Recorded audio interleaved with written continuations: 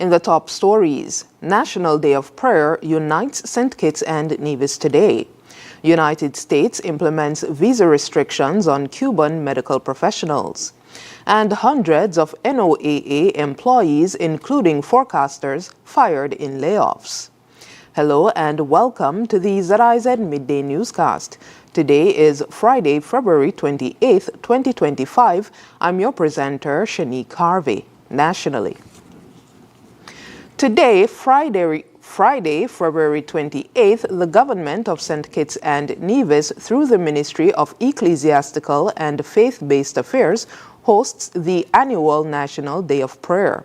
This year's observance themed Evangelize in 2025, preaching, teaching, sharing the gospel through the Word of God, aims to unite citizens and nationals across the Federation in prayer and spiritual reflection. Prayers are being held across both islands with participation from schools, churches, and community members. Local radio stations are also joining in, broadcasting continuous prayer sessions every half hour to ensure the entire nation is spiritually united. Central prayer stations are set up at the Pentecostal Church of God on Boone Avenue in St. Kitts and the New Testament Church in Bath Village, Nevis. In St. Kitts, 6 main prayer stations are active, where prayers are held every 30 minutes from 8 a.m. to 6 p.m. These stations include 4th Street, Independence Square, Industrial Site, West Side Bus Station or Ferry Terminal, Baker's Corner, and St. Peter's Bus Stop at College Street Gut. On Nevis, the prayer schedule includes session at the War Memorial in Charlestown at 9 a.m., followed by prayers at the Wally Water Taxi Facility at 10 a.m. Midday prayers are taking place at the Charlestown Ferry Terminal and Best Buy in Gingerland, with the final session at the Cotton Ground Bus Stop at 3 p.m. The day will conclude with a national church service at 7 p.m. at both central prayer stations, the Pentecostal Church of God in St. Kitts and the New Testament Church in Nevis. Sadler's Primary School has claimed the championship title once again, triumphing in the highly anticipated Know Your Country quiz finals at the Anglican Church School Hall in Basse-Terre on Thursday. The competition, which kicked off at 10:30 a.m., saw 4 local schools go head-to-head in a battle of knowledge and skill.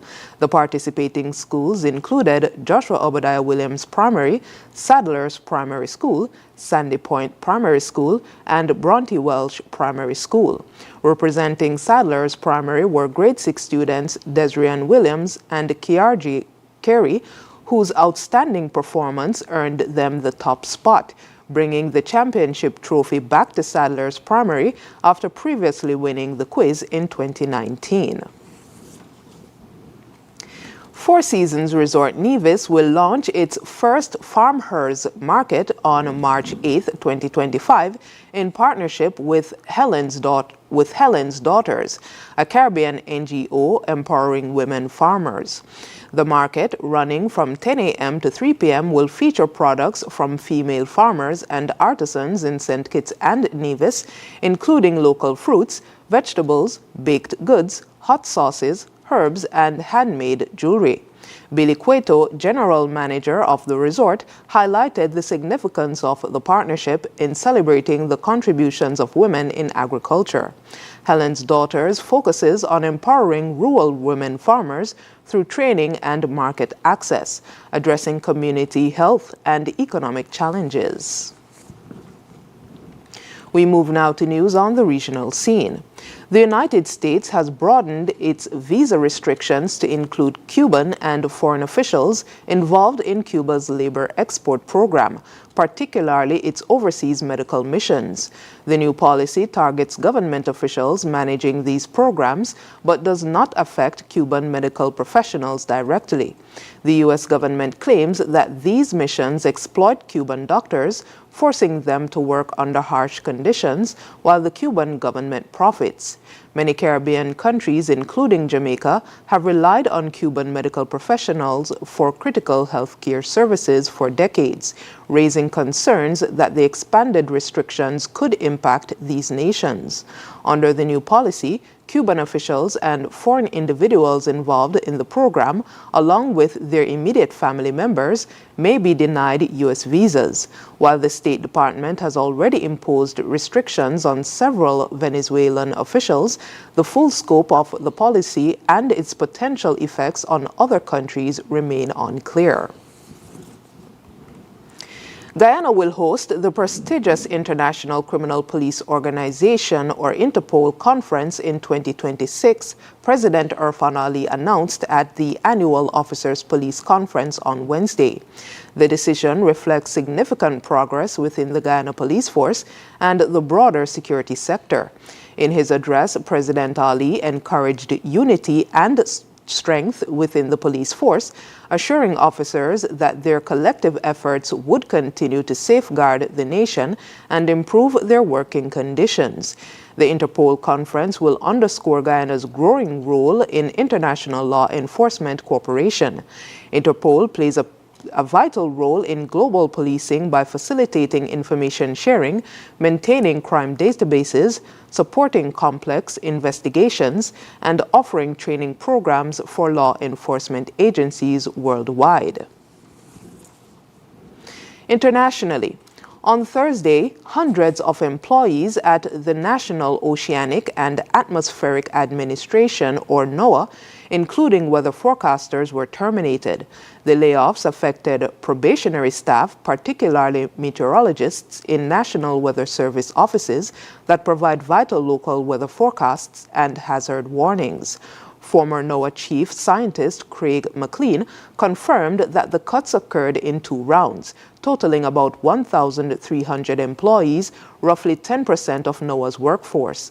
The first wave impacted around 375 employees in the National Weather Service.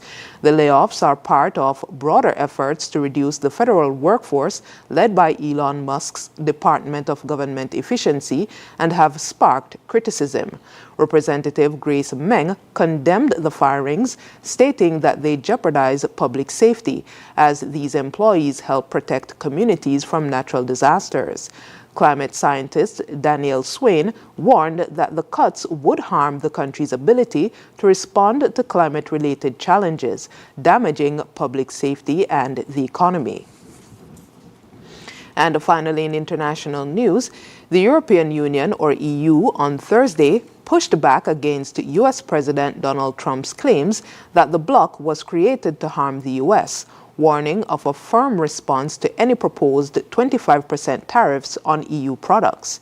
EU leaders, including Polish Prime Minister Donald Tusk and European Parliament President Roberta Metsola, emphasized that the EU's purpose is to foster peace, fair trade, and transatlantic cooperation, not to target the U.S. Spanish Prime Minister Pedro Sanchez added that the EU would defend its economic interests and retaliate against U.S. industries such as bourbon and motorcycles if tariffs were imposed. Trump, standing by his comments, stated that the U.S. was prepared for any retaliation and would ultimately win by halting purchases from the EU.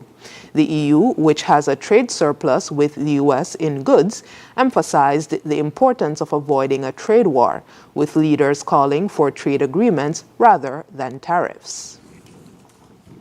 And now for the weather.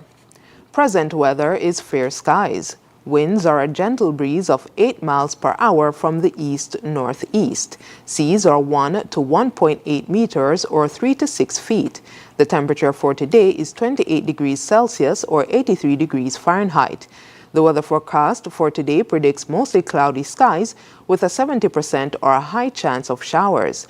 Tonight will be partly cloudy with a 40% or moderate chance of showers.